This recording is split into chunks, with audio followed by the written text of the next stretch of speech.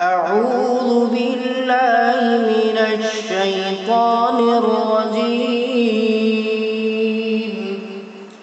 بسم الله الرحمن الرحيم.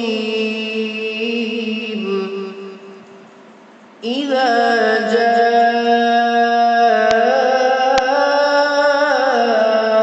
نصر الله والفتح ورأيت الناس يدخلون في دين الله أفواجا فسبح بحمد ربك واستغفره إنه كان توابا.